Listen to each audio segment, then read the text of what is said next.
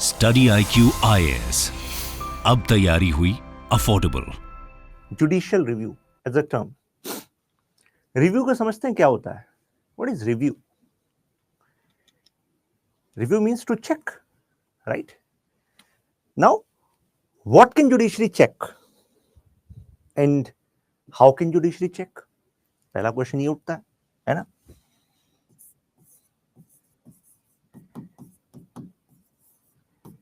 Judicial review,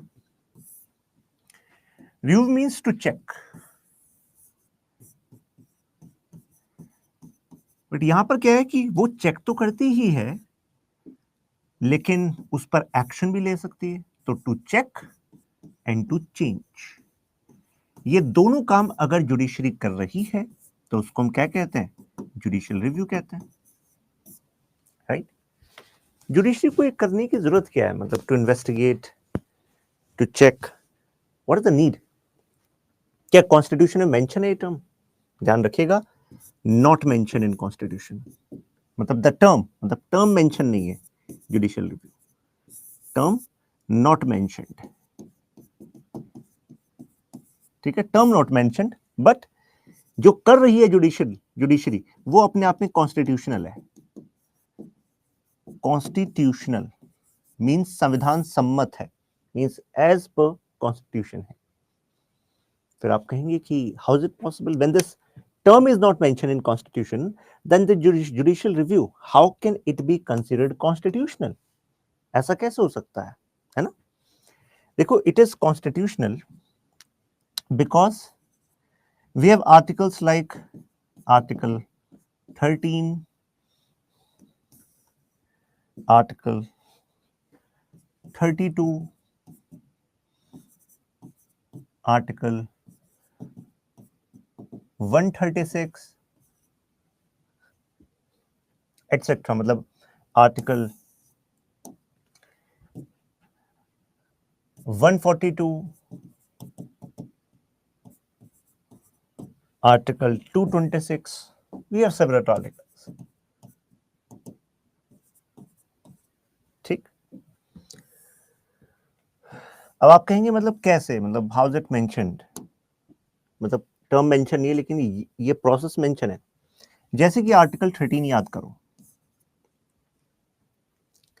मैं एक statement बना रहा हूं, अब मैं रैपिड फायर खेल रहा हूं, ठीक है ना? क्योंकि पास्ट का एकदम तेजी से रिवाइज हो जाएगा, तेजी से क्वेश्चन बनाऊंगा और आपको एकदम से जवाब देना, ठीक है ना? चलिए, statement is article 13, judicial review as a doctrine can be considered emerged, या you can say derived from article 13 as it mentions any law which contravenes fundamental right may be considered null and void, right? तो statement is true और false? अरे तो बहुत ही basic सा question पूछा है, come on. Yes, याद आ रहा है? आर्टिकल 13 भाई, बिल्कुल सही याद आ गया सागर शाह को। ऐसे याद होते हैं आपको आर्टिकल? हाँ, एग्जाम्पल जो दिया था मैंने।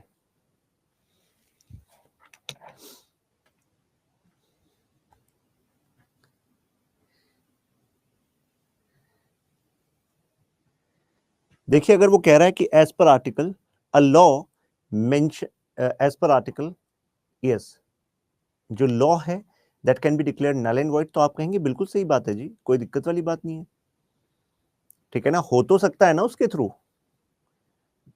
एज पर कहा है, ठीक है? जो लोग दिमाग लगा रहे हैं, मे नहीं लिखा, तो अगर एग्जैक्ट डेफिनेशन, मतलब एग्जैक्ट लैंग्वेज पर बात आए ना, तो तब अलर्ट होना अगर वो कहे मेंशन्ड, ठीक है ना? क्लियर है बात? चलिए, भानु सिंगर एक बार रिफ्रेश कर लीजिए, आई थिंक सभी बाकी सब स्टूडेंट्स को आवाज आ रही है, क्लियर आ जाएगी आपको भी।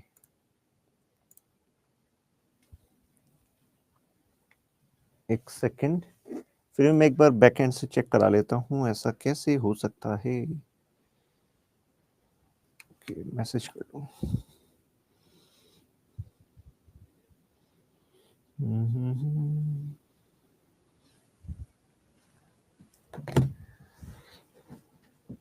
एक बार रिफ्रेश कर लीजिए भानु आप भी। ओके, तो यस, यू कैन से कि देखो यहां पर अगर फंडामेंटल राइट को छीनता है कोई लॉ, मैंने ऐसे लिखा था उस टाइम पर बोर्ड पे, अगर कोई लॉ फंडामेंटल राइट को छीनता है तो ऐसे में that law may be declared null and void by the court. तो ऐसे में रिव्यू करेगी ना कोर्ट की यार ये लॉ जो है फंडामेंटल राइट को छीन रहा है कि नहीं छीन रहा है। तो यानी कि यहां पर क्या आ गया, पता कैसे करेगी कि ये लॉ फंडामेंटल राइट को वायलेट कर रहा है कि नहीं कर रहा है, रिव्यू करना पड़ेगा, इट नीड जुडिशियल रिव्यू, है कि नहीं।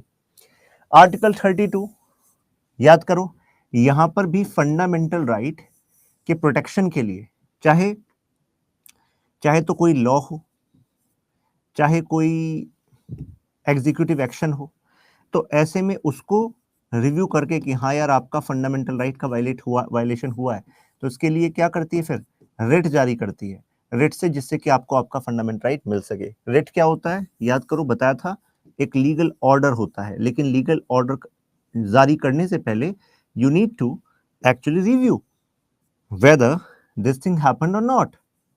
यानी कि अगर मान लीजिए कोई डिस्ट्रिक्ट मजिस्ट्रेट का ऑर्डर है, कोई लेजिस्लेटिव एक्शन, एग्जीक्यूटिव एक्शन, कुछ भी ऐसा है जिसने कि आपसे आपका फंडामेंटल राइट छीना है, तो you can directly go to supreme court under article 32 as well, है ना। मतलब एज वेल क्या यही तरीका है आर्टिकल 32, नहीं तो आप फिर 226 से जा सकते हैं आपके हाई कोर्ट में, है ना। आर्टिकल 136 किसी को याद आ रहा है, आर्टिकल 136 याद आया कुछ, अरे अभी पढ़ाया था, स्पेशल लीव पिटीशन। चलो एक क्वेश्चन बना लेते हैं तेजी से। क्वेश्चन ये है, special leave petition at the level of Supreme Court cannot be accessible to a matter of military court। बताइए स्टेटमेंट इज ट्रू और फॉल्स, याद आया कुछ।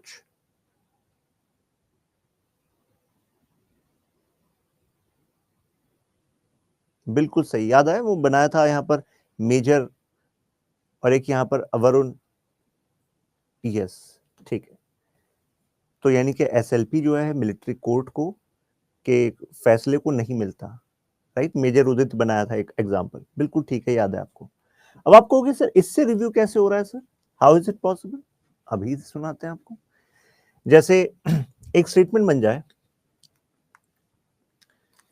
Article 136 represent power of judicial review of supreme court, ठीक है, can be understood from this power being used on the final award given by a tribunal established as per law mentioned in article 262। क्या बात है, मतलब इतना बड़ा statement बना दिया, ऐसा यूपीएससी ने किया था लास्ट टाइम, इतना बड़ा क्वेश्चन भी बना दिया कि बच्चा फिर दोबारा देख रहा है क्वेश्चन में पहले ऑप्शन में था क्या, स्टेटमेंट इतनी बड़ी है।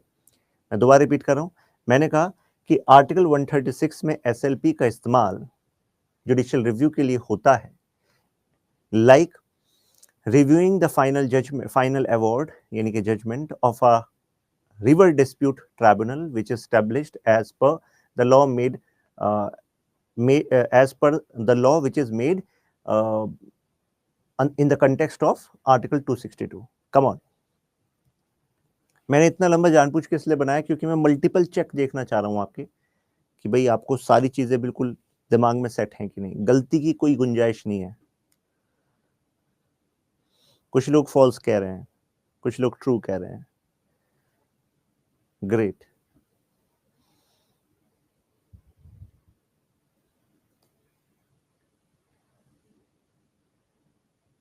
नंदिनी मित्तल कह रही है false because water dispute not considered. Good Nandini, क्योंकि आंसर जो है वो है ट्रू, ठीक है। और यस मैंने जानबूझ के थोड़ा कॉम्प्लेक्स किया ना चीजों को, इजी चीज तो आप पकड़ गए, कॉम्प्लेक्स पे गलती नहीं करनी ना अब आपको। ध्यान से सुनिए, याद करो क्या बताया था, ये तो 262 तो केवल एग्जांपल दिया मैंने, आर्टिकल 262 कुछ याद आ रहा है, इसके थ्रू क्या कहा गया था कि पार्लियामेंट लॉ बना सकती है विद रिस्पेक्ट टू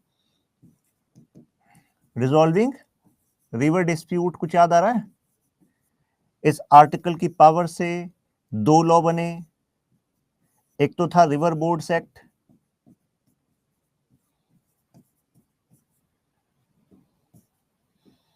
और दूसरा बना interstate river interstate river dispute act. याद करो, दोनों एक्ट 1956 में बने थे, 1956। इसके थ्रू बनी रिवर ट्राइब्यूनल, सेंट्रल गवर्नमेंट बना सकती है। कुछ याद आ रहा है? उस रिवर ट्राइब्यूनल को जो सेंट्रल गवर्नमेंट बनाती है, उसका जो डिक्लेरेशन, उसका जो अवार्ड है, यानी कि जो फैसला है, अवार्ड मतलब कोई प्राइज नहीं, अवार्ड मतलब जो डिसीजन है वो फाइनल होगा, सुप्रीम कोर्ट के दायरे से बाहर होगा। ये बात कह रहा था ये एक्ट, लेकिन सुप्रीम कोर्ट ने कहा कि आर्टिकल 136 का प्रसाद तो तुम्हें जरूर मिलेगा। कहा हम इसके फाइनल अवार्ड को भी रिव्यू कर सकते हैं। और यही तो एक इशू बन गया था वहां पर कि यार आर्टिकल 136 की स्पेशल पिटीशन को आपने ट्राइब्यूनल में भी यूज कर दिया, जबकि ये एक्ट कह रहा था सुप्रीम कोर्ट के बियॉन्ड है। और ये आर्टिकल ही कह रहा था कि पार्लियामेंट ऐसा लॉ बना सकती है जो सुप्रीम कोर्ट और अदर कोर्ट के बियॉन्ड जाकर इन मामलों को रिजॉल्व कर दे, क्योंकि वो फास्ट ट्रैक करना चाह रहा था। अब अगर आपको याद आ गया हो तो प्लीज मेंशन यस। आया कि नहीं आया? तो रैपिड फायर में जो लोग फंसे हैं, जस्ट मेंशन मी, मैं जरा नाम देखना चाहता हूं।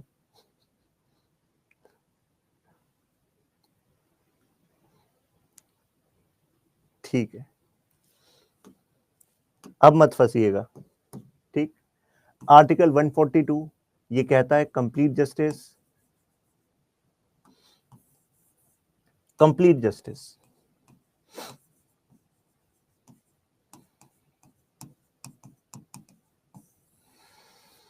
तो supreme court has power to give complete justice.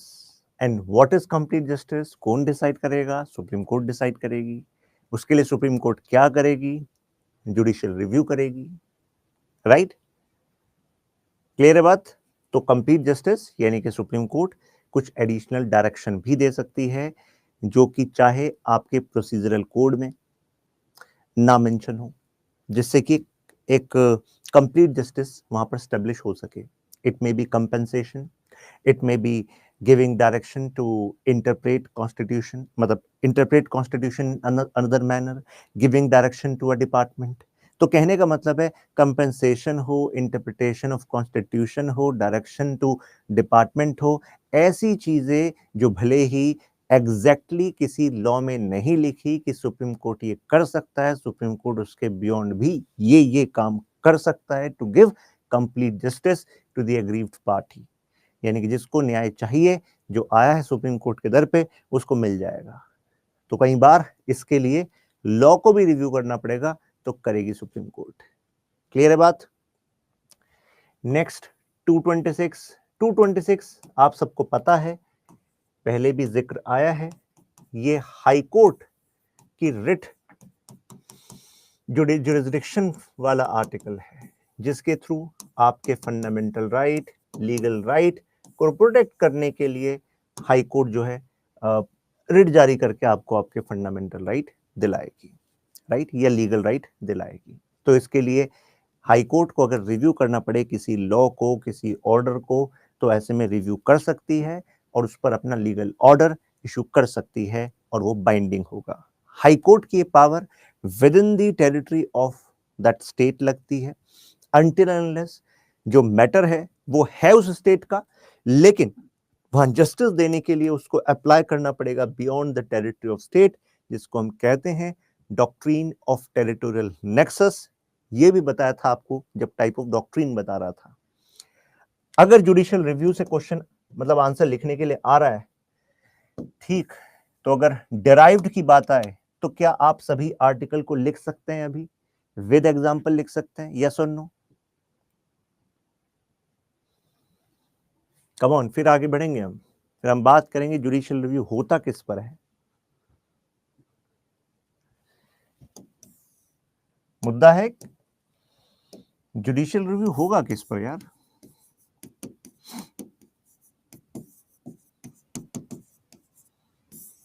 On what, किस पर करोगे? देखिए कितना आसान है। पहला matter, infringement of fundamental right. अगर फंडामेंटल राइट का हो जाए इन्फ्रिंजमेंट तो लगाती है जुडिशरी जुडिशियल रिव्यू, ठीक है, तो करती है। दूसरा, अगर आप कोई ऐसा काम कर रहे हो, कोई अथॉरिटी हो आप, लेकिन आप अपने आउटसाइड द स्कोप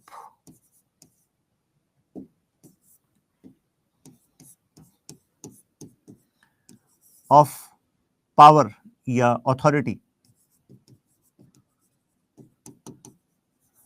अगर आपने कोई एक्शन ऐसा किया है जो आउटसाइड है स्कोप ऑफ अथॉरिटी के, तो वहां पर भी आपको प्रसाद मिल सकता है जुडिशियल रिव्यू से एक्शन का, राइट। आपको हो गया एग्जांपल, जैसे मान लो बीइंग अ डिस्ट्रिक्ट मजिस्ट्रेट आपको कुछ अथॉरिटीज मिली होंगी, राइट लेकिन किसी पॉलिटिशियन की रिक्वेस्ट आए कि डीएम साहब आप ये कर दो काम। Being a DM, you know that rule says कि this decision can be taken by secretary to the minister, उस मिनिस्ट्री का सेक्रेटरी ये डिसीजन ले सकता है, पॉलिसी डिसीजन है। लेकिन उन्होंने कहा सर पॉलिसी डिसीजन होते रहेंगे, आप अपना ऑर्डर इशू करो, आप डिस्ट्रिक्ट मजिस्ट्रेट हो, अपने जिले में तो ये काम हो ही जाएगा, आपके ऑर्डर से कौन कौन रोकेगा? आपने कहा बात तो सही कह रहे हैं। फिर आपको कुछ गिफ्ट्स वगैरह भी वो दे रहे हैं, ठीक है, जो भी टैलेंट को प्रोत्साहन करने के लिए आपके, और आपने वो ऑर्डर दे दिया, ठीक। अदर पर्सन जो है वो कहे कि डीएम साहब आपको हम बताएंगे, सुप्रीम कोर्ट चले गए यूजिंग आर्टिकल 32, बीच में रुके ही नहीं कहीं। तो सुप्रीम कोर्ट ने देखा यार स्टैट्यूट्स उठाकर लाओ, लॉ उठाकर लाओ कि क्या लॉ या फिर जो रूल्स हैं, एसोसिएटेड रूल्स हैं स्टेट के, क्या वो ये पावर डिस्ट्रिक्ट मजिस्ट्रेट को देते हैं? पता लगा डिस्ट्रिक्ट मजिस्ट्रेट के पास तो पावर ही नहीं है। तो ऐसे में एक मतलब रिट तो आएगी, अगर आपने जो भी वायलेशन हुआ उस वायलेशन को लटने के लिए रिट आएगी, और सुप्रीम कोर्ट आपको भी बुलाएगी कि आओ जरा यहाँ पर अपना टैलेंट यहाँ पर भी तो दिखाओ, ऐसा कैसे खो जाएगा टैलेंट? तो ऐसा हो सकता है। प्लस आपके डिपार्टमेंट को बोल सकती है कि जरा ये बहुत ही टैलेंटेड डीएम है, इन पर थोड़ा ध्यान दो, राइट। तो वो डिपार्टमेंट देखेगा फिर आपका क्या करना है। बट द पॉइंट इज कि ऐसे में आउटसाइड अगर आपने अथॉरिटी जाकर कोई भी लीगल एक्शन, कोई भी ऑर्डर इशू किया, तो यहाँ पर जुडिशियल रिव्यू हो सकता है, राइट। आयते पावर आर्टिकल 142 में बताया कि supreme court has power to do complete justice, ये कॉन्स्टिट्यूशन कह रहा है आर्टिकल 142 में। अब कंप्लीट जस्टिस क्या होता है ये डिफाइन तो नहीं किया, लेकिन मैंने आपको अलग से एक्सप्लेन किया कि कंप्लीट जस्टिस का मतलब क्या माना जाता है। यानी कि जब किसी केस में फैसला सुना रही हो जुडिशरी तो एक्चुअली गिव कंप्लीट जस्टिस, तो उसके लिए अगर कुछ एडिशनल डायरेक्शन देनी हो, इंटरप्रिटेशन देनी हो, कंपेंसेशन डिपार्टमेंट से दिलवाना हो, तो ऐसा कोई भी काम जो जुडिशरी को लगता है यार ये कंप्लीट जस्टिस देगा एग्रीव्ड पार्टी को, जिसको नुकसान हुआ, जिस साथ गलत हुआ, तो वो काम सुप्रीम कोर्ट कर सकती है। तो यानी कि मैंने कहा क्या कहा, इसको करने के लिए इंटरप्रिटेशन देना हो, राइट, किसी रूल रेगुलेशन को रद्द करना हो, ये सब कर सकती है ना। तो अपने आप में यहां से भी तो डिराइव हो रही है जुडिशियल रिव्यू, है कि नहीं, राइट। काजल कह रही हैं सर आर्टिकल 262 से नहीं होती जुडिशियल रिव्यू की पावर जुडिशरी की। काजल आर्टिकल 262 की नहीं बात की मैंने, आर्टिकल 262 की बात मैंने यहां नहीं की। देखो ये है जहां से मैंने कहा कि इमर्ज हो रही है 226 का। 262 तो मैंने एग्जाम्पल दिया कि देखो यहां पर ये कहा गया था कि भाई पार्लियामेंट ऐसा लॉ बना सकती है जो सुप्रीम कोर्ट को बाहर रखे, कोर्ट को बाहर रखे, लेकिन फिर भी रिव्यू कर लिया यूजिंग आर्टिकल 136। तो 262 तो मैंने सिर्फ एग्जाम्पल दिया क्योंकि क्वेश्चन ऐसा बनाया था कि ट्राइब्यूनल का फैसला था कि भाई रिव्यू नहीं होगा, लेकिन फिर भी रिव्यू हो गया। बात क्लियर आ रही है समझ में? ये बताया था आपको, क्लियर है? Now outside scope, third रिपग्नेंसी।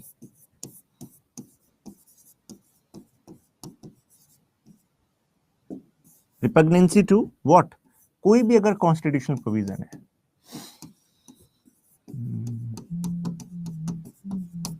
Constitutional provision मतलब अगर मान लीजिए कोई भी ऐसा लॉ बना, कोई भी ऐसा ऑर्डर बना जो कॉन्स्टिट्यूशन के खिलाफ जा रहा है किसी प्रोविजन के, तो वहां पर भी क्या आ सकता है, जुडिशियल रिव्यू लग सकता है, राइट। तो जब आपको लिखना होता है आंसर, तो वैसे तो मैं हर एक का अभी बताऊंगा आपको, कुछ ऐसे ट्रिक बना सकते हो। Infringement of fundamental right, outside the scope of authority, repugnancy to any component, any provision of constitution. अगर ऐसा हुआ तो ऐसे में रिव्यू जुडिशरी कर सकती है। ध्यान समझना, रिव्यू का मतलब हमेशा रिजेक्ट नहीं होता। रिव्यू का मतलब तो केवल जांच होता है, देखेंगे यार, मतलब अगर वायलेट हो रहा है तो ठीक है, करेंगे कुछ आपका, नहीं तो नहीं करेंगे, चेक ही तो कर रहे हैं। अगर यहां तक बिल्कुल बात दिमाग में सेट हो गई है तो प्लीज मेंशन वाह। यहां तक बिल्कुल क्लियर है? रिपग्नेंसी का मतलब बिल्कुल क्लियर है? कॉन्स्टिट्यूशन के प्रोविजन के खिलाफ जाना, उसको हम रिपग्नेंसी कहते हैं। Violating any particular provision of constitution, उसको हम रिपग्नेंसी कह रहे हैं। क्लियर है? क्लियर है, ग्रेट। अब टाइप्स पे बात कर लेते हैं। Types of judicial review. Types क्या है? Number 1, judicial review can be applied on any legislation. Number 2, judicial review can be applied on any administrative action, ठीक, जिसको हम एग्जीक्यूटिव एक्शन भी कहते हैं। Judicial review can be applied on any judicial action, जो judiciary ने कोई फैसला दिया हो, उस फैसले को उलट भी कर सकता है, राइट, कर सकता है, बिल्कुल कोई दिक्कत वाली बात नहीं है। अब अभी तक ना आप जो पढ़कर आए हो मेरे साथ, फंडामेंटल राइट पे चैप्टर, डीपीएसपी, इतना कुछ पढ़ा है आपने, एक एक एग्जाम्पल हो जाए, आप दीजिए एग्जाम्पल।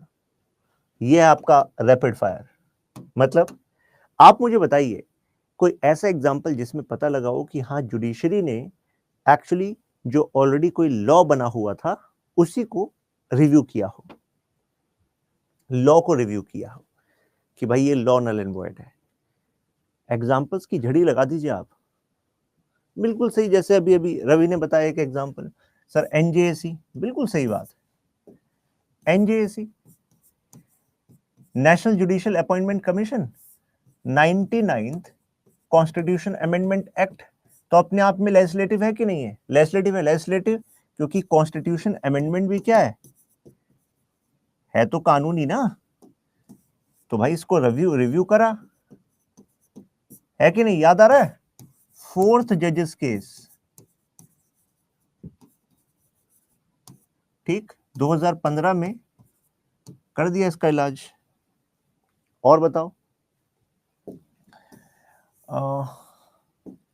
और एग्जांपल्स दो किसी लॉ के, किसी कॉन्स्टिट्यूशन अमेंडमेंट के जिसको नल एंड वॉइड किया हो। ये देखो, बिल्कुल सही बताया गुरुशेष सिंह, 39th अमेंडमेंट, बिल्कुल सही। 39th अमेंडमेंट जो था कॉन्स्टिट्यूशन का, तो उसमें हुआ क्या था? उसमें प्राइम मिनिस्टर, लोकसभा स्पीकर, इसकी पोजीशन के, मतलब जैसे प्राइम मिनिस्टर का अपॉइंटमेंट, स्पीकर का इलेक्शन, इसको जुडिशियल रिव्यू से बाहर रखने की बात कही थी। लेकिन यहां पर 39th अमेंडमेंट जो किया था, इसको बाद में जुडिशरी ने नल एंड वॉइड कर दिया। जुडिशरी ने कहा क्या चल रहा है, नल एंड वॉइड कर दिया इसको, है कि नहीं? 25th, 42nd, बिल्कुल सही। So you have so many examples, right, बिल्कुल सही बात।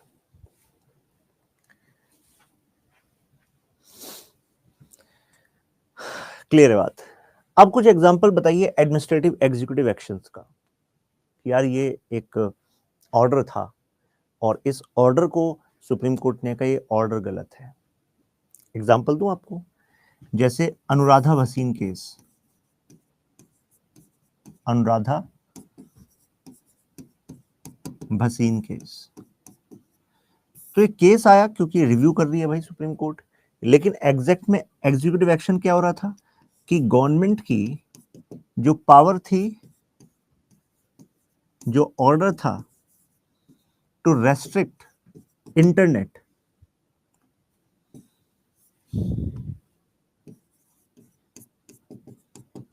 टू रेस्ट्रिक्ट इंटरनेट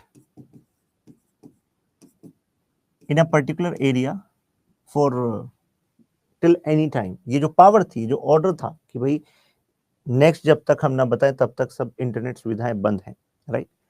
तो ऐसे में इस ऑर्डर का रिव्यू किया गया, ये जो ऑर्डर था, ठीक, ऑर्डर मतलब executive action Anuradha Bhasin case में, और कहा यार ये जब आपने धारा 144 लगा दी और आपने इंटरनेट को बंद कर दिया, ऑर्डर डाल दिया, तो यार यहाँ पर ये डॉक्ट्रिन ऑफ प्रोपोर्शनैलिटी यूज होनी चाहिए।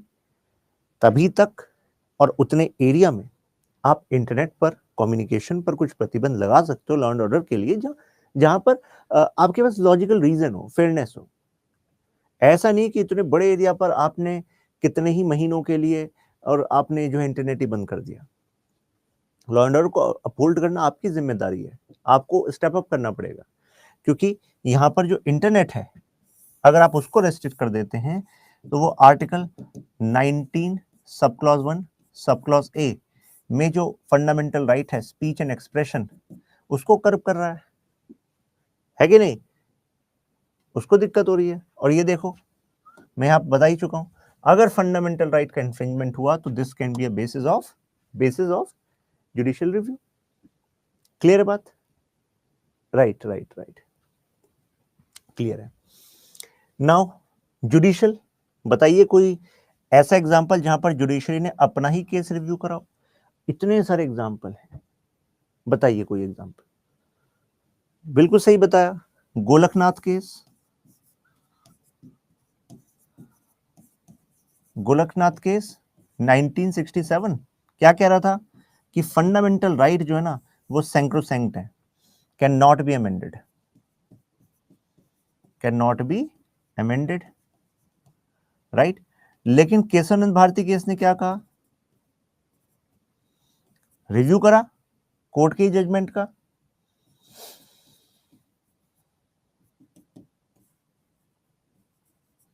नाइनटीन 1973 क्या कहा, fundamental right can be amended,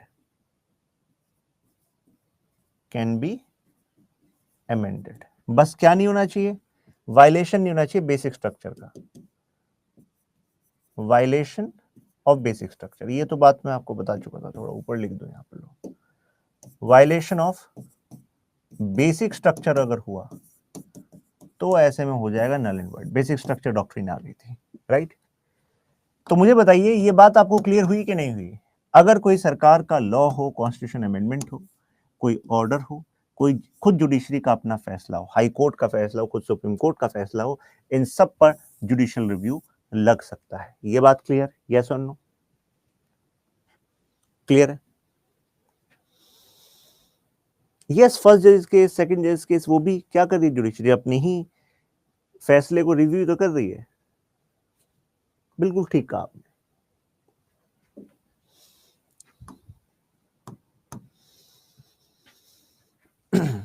अच्छा, आपको एग्जाम्पल ये भी याद होगा, example first constitution amendment act,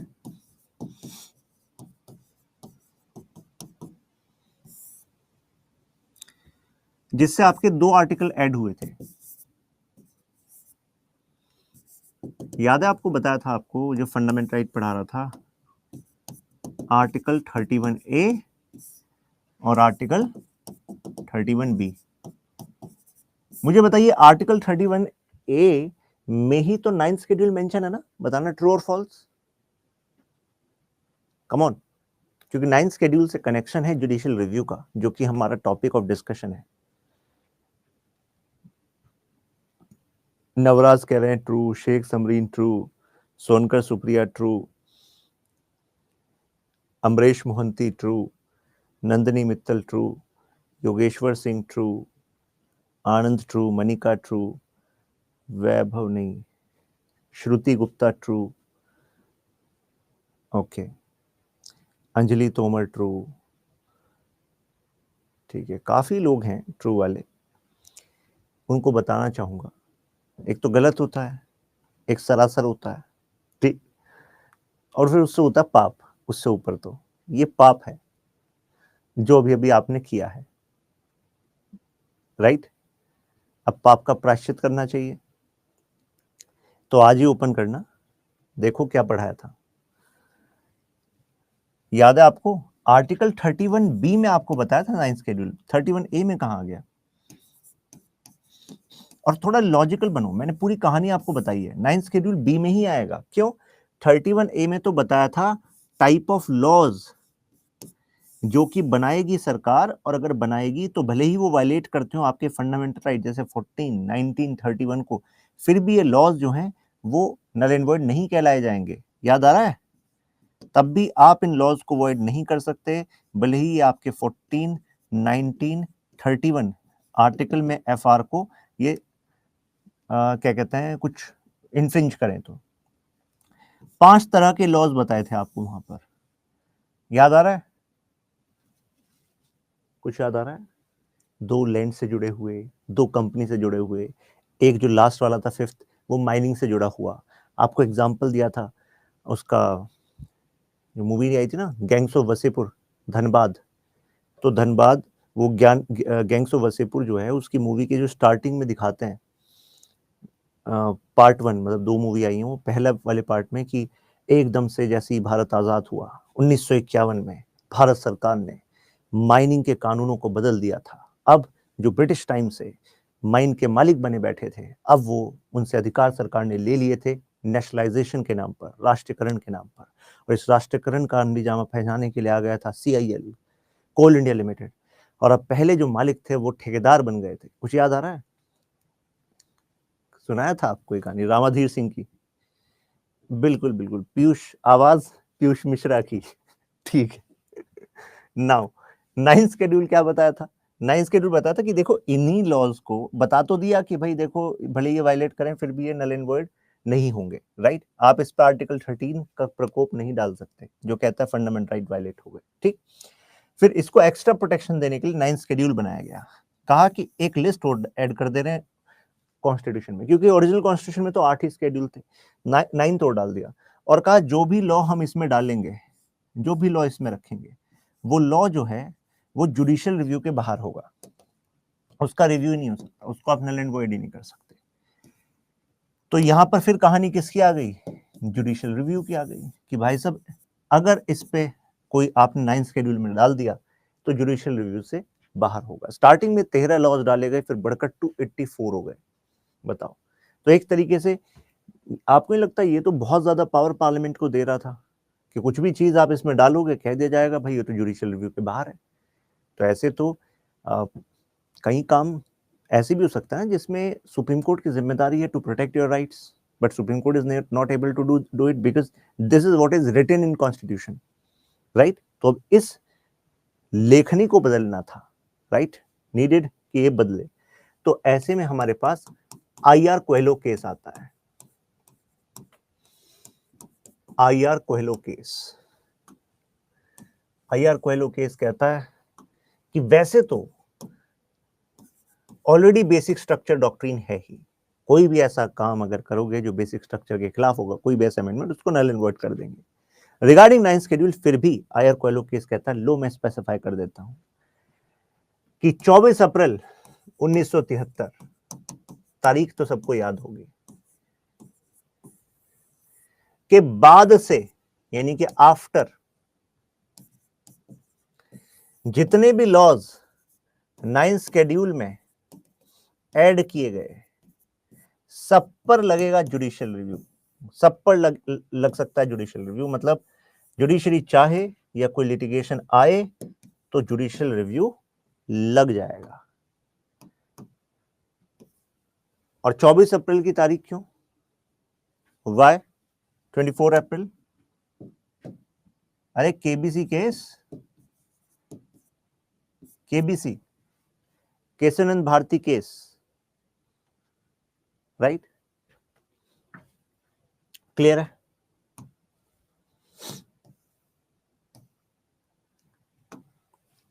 right? इसके अलावा इंदिरा गांधी केस भी था। इंदिरा गांधी केस, एक्चुअली इस पूरे केस का नाम तो इंदिरा गांधी वर्सेस राजनारायण केस था, शॉर्ट में इंदिरा गांधी केस कहा जाता है। इसमें भी कह दिया गया था कि भाई जुडिशियल रिव्यू जो है ना वो अपने आप में बेसिक स्ट्रक्चर है, इसके साथ ना खेलिएगा। आग के साथ खेलेंगे तो हाथ जल जाएंगे।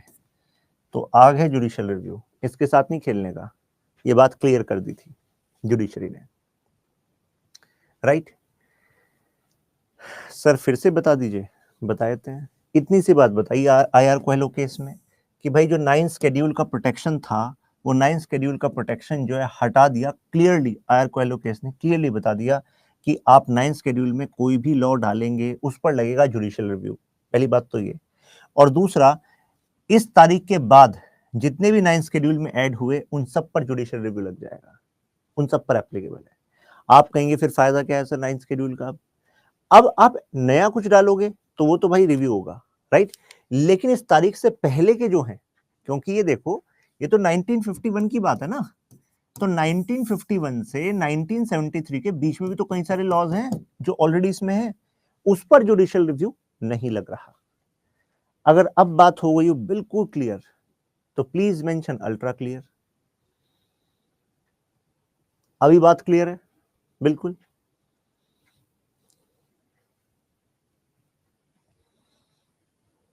कोई दिक्कत? ठीक।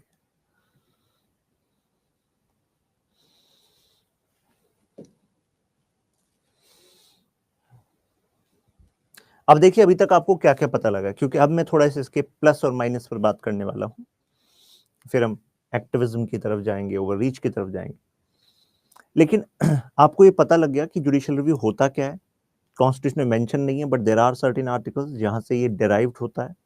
13, 32 और आपका 136, 142, 226 आपने उनको समझ लिया, एग्जाम्पल आपको पता लग गए, टाइप पता लग गया आपको, राइट, कि भाई किस किस केस में लगता है, मतलब जुडिशियल रिव्यू कहाँ लगता है, मतलब हाउ और विच केसेस, तो ये भी आपको पता लग गया। ठीक, आपको ये पता लग गया लेजिस्लेटिव, एग्जीक्यूटिव और जुडिशियल तीनों पे लगता है।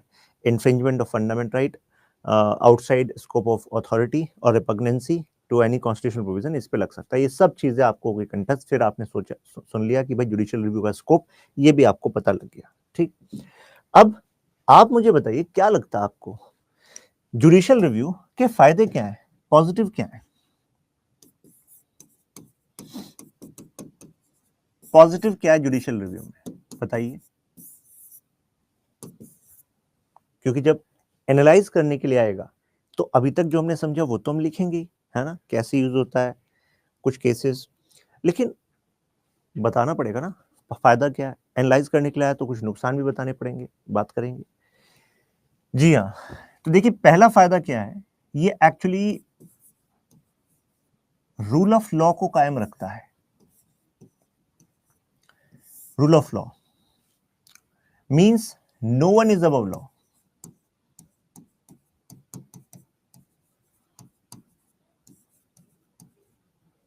और जो प्रिंसिपल्स हैं फेयरनेस के,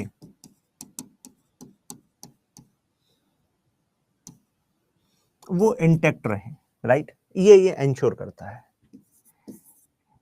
एक और वर्ड यूज होता है, चेक एंड बैलेंस का काम करता है।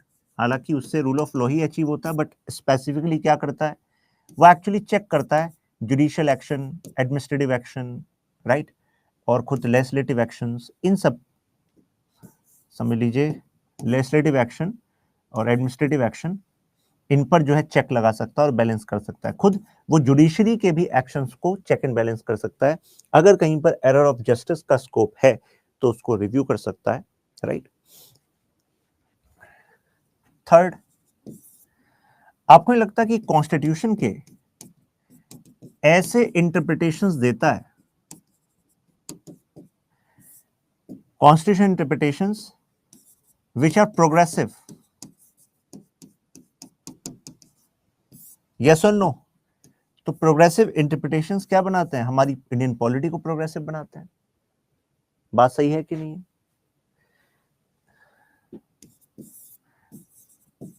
गुड गवर्नेंस में काम आता है।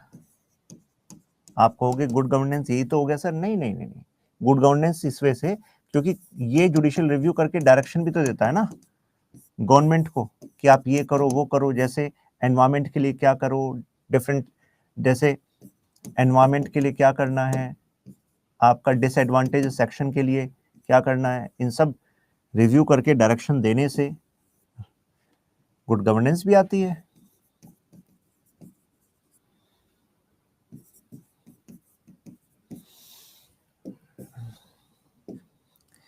आपके फंडामेंटल राइट को प्रोटेक्ट करता है भाई सब। प्रोटेक्ट करने के लिए ये तो बिल्कुल बहुत जरूरी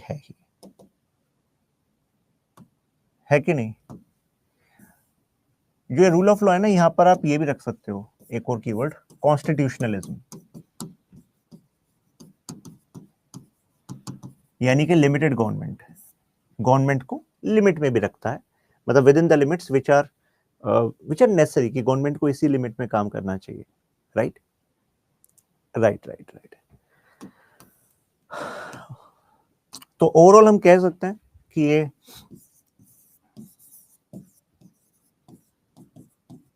डेमोक्रेसी को भी प्रोटेक्ट करता है। आप कहोगे कैसे? जैसे इलेक्शन कमीशन ऑफ इंडिया की पावर से जुड़े केस में रिव्यू करके इम्प्लिसिट पावर्स अलाउ करना,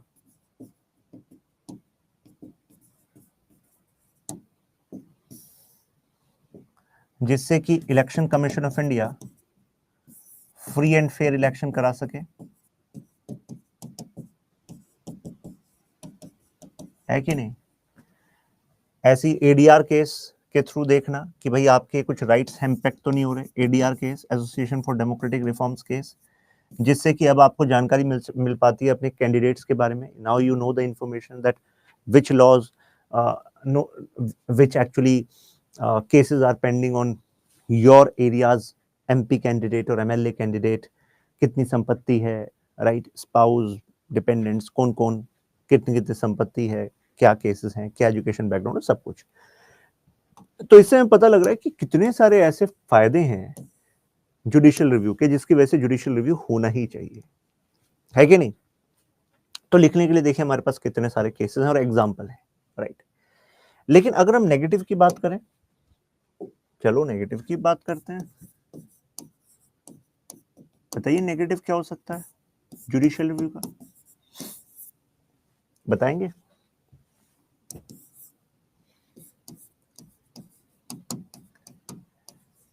बताइए।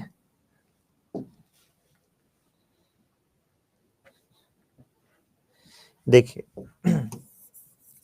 Yes, delays in justice. आप कहोगे डिलेज इन जस्टिस कैसे? क्योंकि अगर टू मैनी केसेस में जुडिशियल रिव्यू चल ही रहा है तो ऑलरेडी जुडिशरी के पास रिसोर्सेस कम है, राइट। रिसोर्सेज आर लेस, यानी कि जजेस are less, time is less. तो ऐसे में अदर जो मामले हैं उन सब में डिले होगा कि नहीं होगा, जस्टिस में डिले भी होगा, ये भी एक फैक्ट है कि नहीं। नेक्स्ट, ये भी कहा जाता है इट में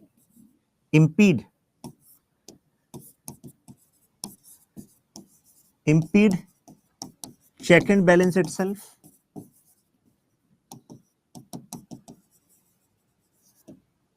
में impede check and balance, impede का मतलब होता है वो check and balance लाने के लिए भी जरूरी है जुडिशियल रिव्यू, लेकिन check and balance को डिस्टॉर्ट भी करता है। एग्जाम्पल जैसे opaqueness in appointment of judges in supreme court and high court, और इसके लिए लेकर जो आए थे एनजेएसी, उसको अनकॉन्स्टिट्यूशनल करार देना विद नो, मतलब अगर भाई इसको विद नो अल्टरनेटिव, इसका कोई अल्टरनेटिव भी तो नहीं दिया कि भाई अगर ये गलत है तो आप ही बता दो सही क्या है, कोई और तरीका निकालो ट्रांसपेरेंसी लाने का, क्योंकि members from with in the judiciary have raised questions, है कि नहीं, right. Third, interference in administration, तो ऐसे में क्या होता है, ऑन ग्राउंड मतलब चैलेंजेस आने लगते हैं, जैसे कि 2G स्पेक्ट्रम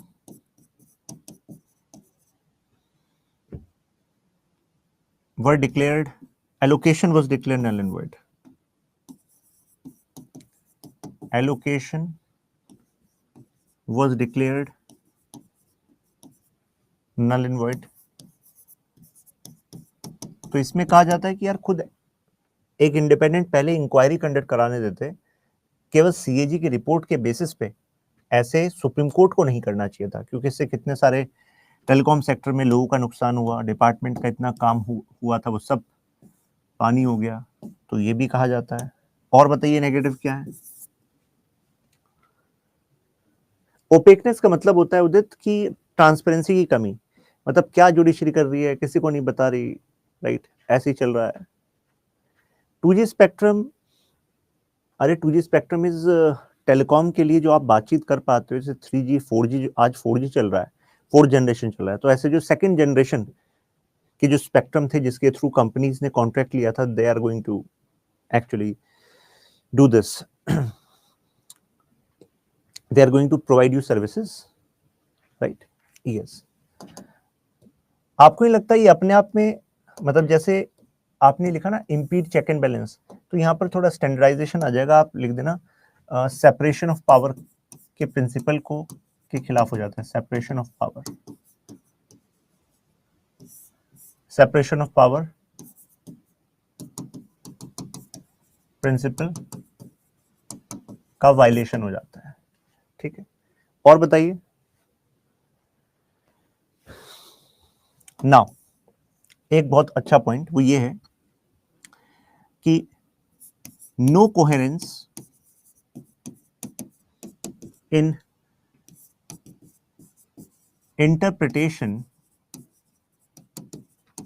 ऑफ कॉन्स्टिट्यूशन,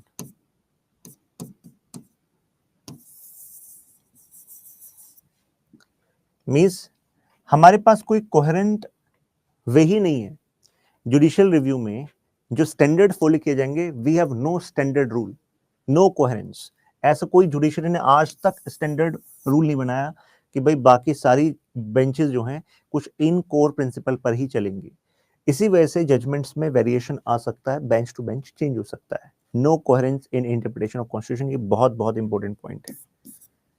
कितनी बार ये पॉइंट उठाया जाता है, यानी कि वही जुडिशरी फॉर एग्जाम्पल डिक्लेयर करती है कि आईपीसी सेक्शन 377 को जो दिल्ली हाई कोर्ट ने कहा था कि डिक्रिमिनलाइज है, वही सुप्रीम कोर्ट कहती है कि जी क्रिमिनलाइज रहेगा, क्रिमिनल ऑफेंस माना जाएगा। लेकिन कुछ ही महीनों में उसी जुडिशरी सुप्रीम कोर्ट की दूसरी बेंच कहती है कि नहीं जी कोई दिक्कत वाली बात नहीं है, डिक्रिमिनलाइज कर दे रहे हैं, दिल्ली हाई कोर्ट ठीक कह रही थी।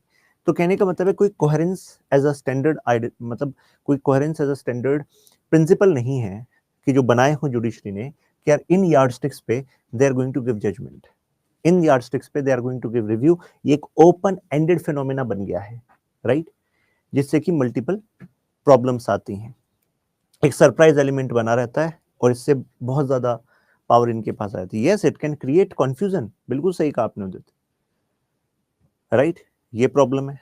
और बताइए, कम ऑन, जितना आपने अब तक समझा है, yes, no standard judicial perspective till now, yes, self perpetuating institution बन जाता है। जैसे कि यहां पर एक फेमस स्टेटमेंट है, एक स्कॉलर है प्रताप भानु मेहता,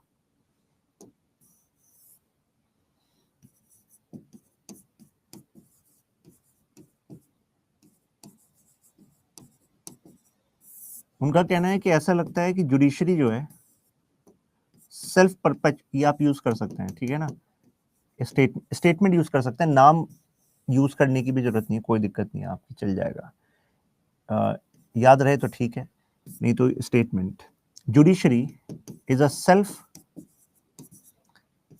पीएसआर ऑप्शनल में जब मैं पढ़ाता हूँ ये टॉपिक तो उसमें फिर मैं थोड़ा सा इन्हीं स्कॉलर्स का नाम देता हूँ, इनके आर्गुमेंट देता हूँ, ठीक है ना। आप यहाँ पर आर्गुमेंट, एक दो आर्गुमेंट उनमें से यूज कर सकते हो, ठीक है ना। is a self-perpetuating institution.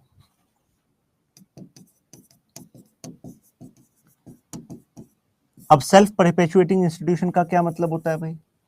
Self perpetuating का मतलब है कि भाई साहब ये अपनी पावर इंक्रीज करता रहता है और इस पे कोई लगाम नहीं है, क्योंकि इंटरप्रिटेशन इसके हाथ में है। ठीक, वो कहते हैं self perpetuating institutions and give certain judgements to increase its influence and power, right? ये इनका कहना है।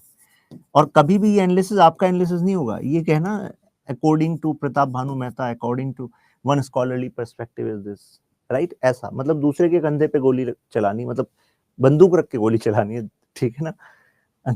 Give several judgments to increase its influence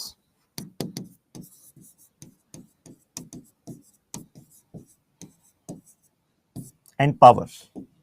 अपनी इन्फ्लुएंस, अपनी पावर को बढ़ा दिया, ऐसे जजमेंट दे दिए, कोई लगाम ही नहीं, राइट? नेक्स्ट, और बताइए, एक बहुत बड़ा पॉइंट आप मिस कर रहे हो।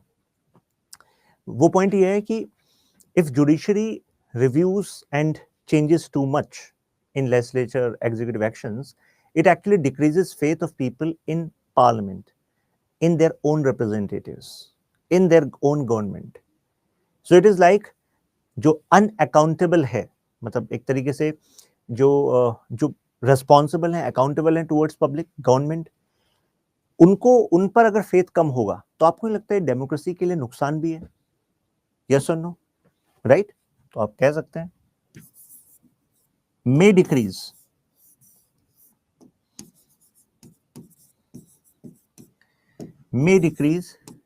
faith.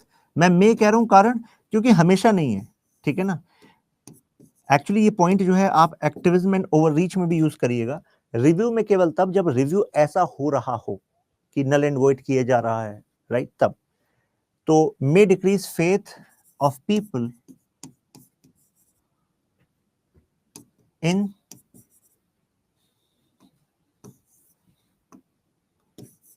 government, parliament, which itself is a negative sign for a representative democracy, for a representative democracy. अगर बात अभी बिल्कुल क्लियर हो गई हो कि यार आपके पास इतने सारे पॉइंट हैं एनालाइज वाले पॉइंट में लिखने के लिए, positive, negative, article, judgement, type, सब है आप पास, तो अगर बिल्कुल क्लियर हो गया हो कि जुडिशियल रिव्यू से लिखने के लिए आ गया, तो आपके पास हथियार हैं पूरे, तो प्लीज मेंशन क्लियर, फिर मैं अब कनेक्ट करके चलूंगा जुडिशियल एक्टिविज्म से। क्लियर है? क्लियर है।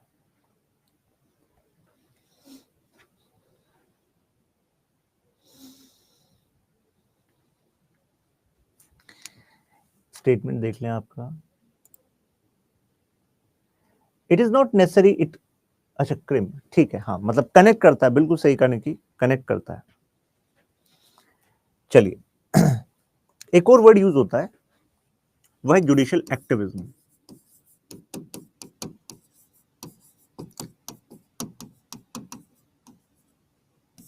अब देखो यहां पर वर्ड जो है एक्टिविज्म है, वहां पर रिव्यू था, रिव्यू का मतलब होता है टू चेक, है ना? और एक्टिविज्म वर्ड कहां से है? To act, right? And to act in what manner? To act in a manner कि जो अदर ऑर्गन्स हैं गवर्नमेंट के, अगर वो अपना काम ठीक से ना कर रहे हो, अदर ऑर्गन्स ऑफ गवर्नमेंट जैसे कि लेजिस्लेचर, जैसे कि एग्जीक्यूटिव, राइट? तो मतलब जुडिशियल एक्टिविज्म में होता क्या है कि judiciary takes some actions which should have been taken by legislature और एग्जीक्यूटिव। तो अगर जुडिशरी कुछ ऐसे एक्शंस लेती है जो लेजिस्लेचर और एग्जीक्यूटिव के काम है, तो ऐसे में हम उसको जुडिशियल एक्टिविज्म कहते हैं। सीधी बात। If judiciary take certain actions which are originally work of domain, work under the domain of legislature and executive, then such actions or such act of judiciary is known as judicial activism.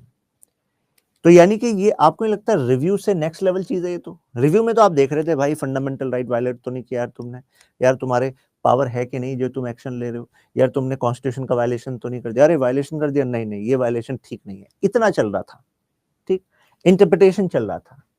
लेकिन यहां पर आप काम करने लग गए बकायदा legislature executive का। आप कहोगे सर एग्जांपल ले लो। जैसे लेजिस्लेचर का काम क्या होता है बताओ? टू मेक लॉ, भाई यही तो होता है। तो अगर जुडिशरी लॉ बनाने लग जाए, जुडिशरी ही लॉ बनाने लग जाए, तो उसको हम कहेंगे जुडिशियल एक्टिविज्म। आप कहोगे कैसे? एग्जांपल जैसे कि विशाखा गाइडलाइन केस,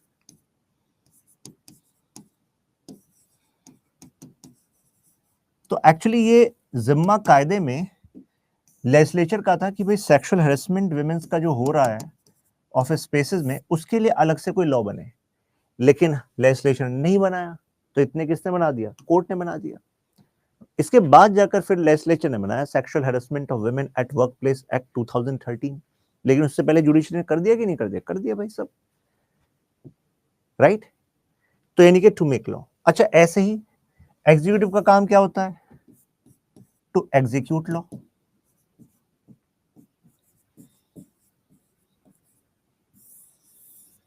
तो अगर इसमें भी जुडिशरी डिपार्टमेंट को डायरेक्शन देने लगे कि भाई तुम्हें ये काम कानून कहता है करने को, तुम कर ही नहीं रहे हो, आप कहोगे सर जैसे आपके एनवायरमेंट प्रोटेक्शन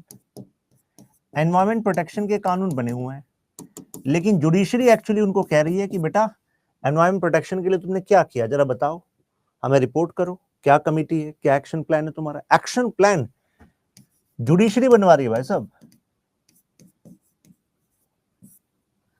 और बताऊं, ये तो आपने सुना ही होगा, जैसे कि oxygen supply sharing method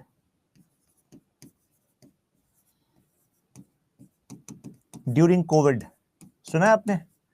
Covid crisis में ऑक्सीजन की सप्लाई की किल्लत हो गई थी।